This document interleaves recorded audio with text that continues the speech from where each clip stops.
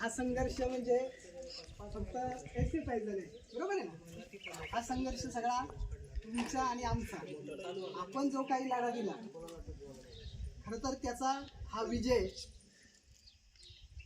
आणि बऱ्याच वेळा आपण मागची जरी इतिहासाची पानं पाहिली, बरोबर आहे, स्वातंत्र्य लढ्यापासून मागची सगळी इतिहासाची पानं पाहिली, तर ती पाहत असताना आपल्याला लक्षात येतं की सहजासहजी कोण आपल्याला काही देत नाही, बरोबर आहे ना?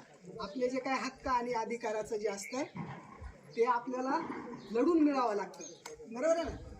म्हणजे जे काही आपले हक्क आणि अधिकार आहेत ते जर मिळवायचे असतील तर आपल्याला लढ्याशिवाय किंवा संघर्षाशिवाय पर्याय नाही.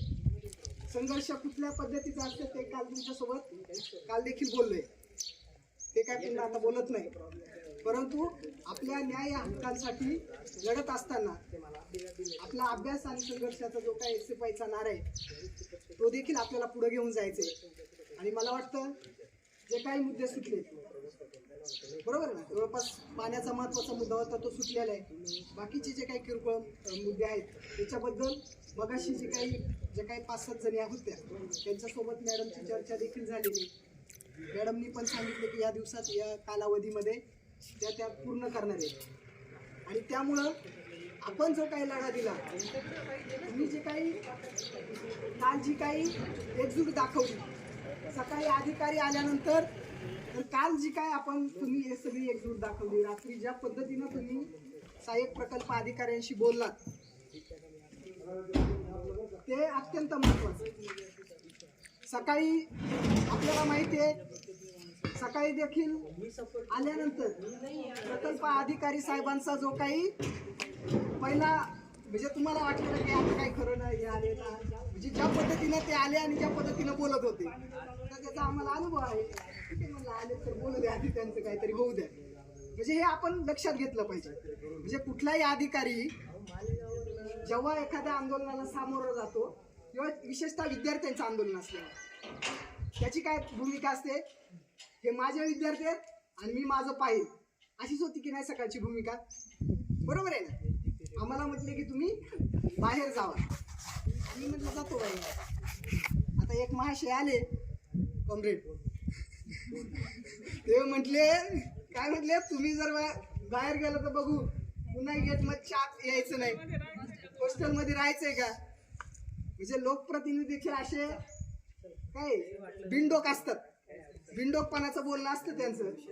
खरं ज्यांना काही लोकांनी याच्यातले काय केलं असतील मला माहित नाही, ज्यांना आपण निवडून देतो म्हणजे जनता निवडून देते ते बिनडोक प्रतिनिधी अशा पद्धतीने बोलतात. त्याचा देखील आपण निषेध केला.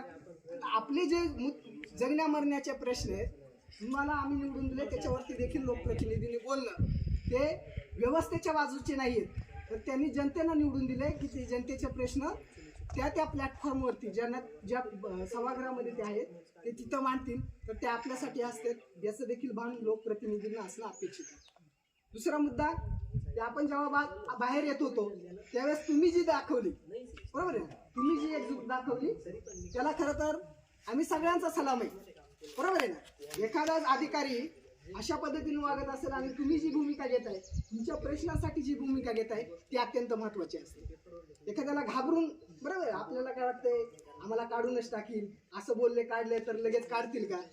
हे काय कोणाच्या म्हणजे कोणाच्या याचं नाही, कोणाचे उपकार नाही, आणि कोणाला काढायचंय ना बघू मग कोण काढते. पण आमच्या हक्क आणि अधिकारांवरती जर आम्ही लढत असताना तुम्ही जर आम्हाला वसतिगृहामधून काढून आमचा प्रवेश रद्द करण्याची भाषा करत असतील तर त्याचा जाब तुम्हाला आणि त्याची किंमत तुम्हाला मोजावी लागेल. हे आपलं त्यांना सांगणे.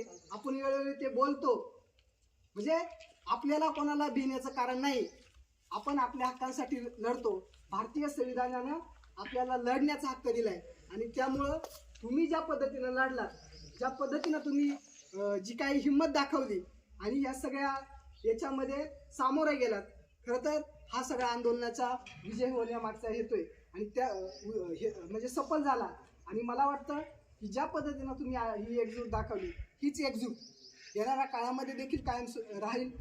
जे काही प्रश्न आहेत किरकोळ ते मॅडमची बोलून तुम्ही सगळे सोडवाल ही अपेक्षा व्यक्त करतो आणि तुमची ही एकजूट पुढे घेऊन जावं आणि हे सगळं करत असताना आपल्या अभ्यासावरती देखील आपण फोकस केलं पाहिजे. जसं कॉम्रेडनी सांगितलं त्या पद्धतीचं आपण एक आदर्श वसतिगृह आणि त्याच्यामध्ये कॉलेजमध्ये पण जर काही आपण आदर्श निर्माण करू शकलो तर निश्चितपणे आपल्या याच्यामध्ये तारे म्हणजे आकाशात तारे असतात पण आपल्यामध्ये देखील आपण तारे निर्माण करू शकतो. त्यामुळं जास्त न बोलता एवढं बोलून थांबतो. इन्क्लाब जिंदाबाद, अभ्यास संघर्ष जिंदाबाद.